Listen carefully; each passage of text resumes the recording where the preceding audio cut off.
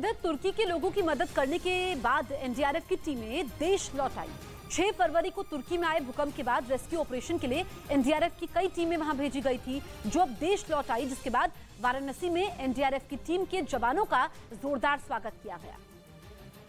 भारत माता की जय। जैसे ही तुर्की से एनडीआरएफ की टीम ऑपरेशन दोस्त को अंजाम देकर वापस लौटी तो हर जुबान भारत माता की जयकारे से गूंज उठी। ऑपरेशन दोस्त से लौटे एनडीआरएफ के देवदूतों को बैंड बजाकर फूलमाला और तालियों की गड़गड़ाहट से जोरदार स्वागत किया गया। देश वापस लौटे जवानों के गले में फूलों की माला नजर आई। भारत के शूरवीरों ने तुर्की में दोस्ती की मिसाल पेश की, जिसे लंबे समय तक याद किया जाएगा। दरअसल तुर्की में राहत बचाव कार्य के लिए एनडीआरएफ की कई टीमें भेजी गई थी, जिनमें 50-50 सदस्य शामिल थे।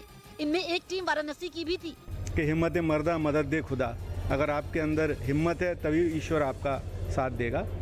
और इन लोगों ने जो हमारी अपेक्षाएं थी, आशाएं थी, उन पर ही पूरा खरे उतरे। तुर्की से एनडीआरएफ की टीम के साथ डॉग स्क्वाड के सदस्य भी वतन वापस लौट गए। भूकंप प्रभावित तुर्की में 10 दिन तक चले बचाव अभियान में डॉग स्क्वाड ने अहम भूमिका निभाई और ये डॉग स्क्वाड विनाशकारी भूकंप के मलबे में जिंदगी की तलाश में काफी मददगार साबित हुए। वतन लौटने पर इन डॉग स्क्वाड का भी जोरदार स्वागत किया गया। बताया गया कि तबाही में रेस्क्यू ऑपरेशन के समय स्पिनर डॉग्स मलबे में हल्की से हल्की हलचल को भी तेजी से पकड़ रहे थे, जिससे वहां किसी के जीवित होने का पता चलने पर उनको निकालने में मदद मिली।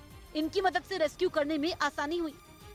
इधर महाराष्ट्र के शिरडी में मराठी डांसर गौतमी पाटिल के एक कार्यक्रम में जबरदस्त हंगामा हो गया और पुलिस को लाठीचार्ज तक करना पड़ा। कुछ दर्शकों की हरकत की वजह से गौतमी पाटिल ने कार्यक्रम बीच में रोक दिया और फिर वो खुद दर्शकों से शांति के साथ बैठने की अपील करने लगी, क्योंकि कार्यक्रम के शुरू होते ही कुछ दर्शकों ने नोट उड़ाने शुरू कर दिए थे, जिसके बाद गौतमी पाटिल डांस रोककर दर्शकों को समझाने की कोशिश करने लगी। लेकिन इसके बाद भी हंगामा शांत नहीं हुआ, तो फिर पुलिस ने कड़ी सुरक्षा में गौतमी पाटिल को आयोजन वाली जगह से बाहर निकाल दिया और फिर लोगों को तितर बितर करने के लिए पुलिस ने लाठीचार्ज कर दिया, जिसके बाद तो लोग इधर उधर भागने लगे और वहां भगदड़ जैसे हालात बन गए।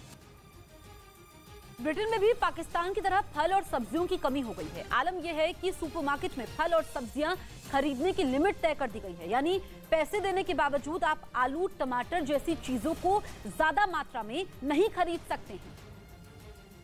ब्रिटेन के सबसे बड़े सुपरमार्केट में आप 2 से ज्यादा आलू या टमाटर नहीं खरीद सकते। सुपरमार्केट के ज्यादातर शेल्फ खाली पड़े हैं।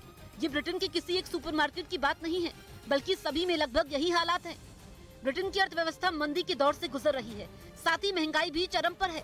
इस बीच अब खाने की चीजों की कमी होना चिंताजनक है।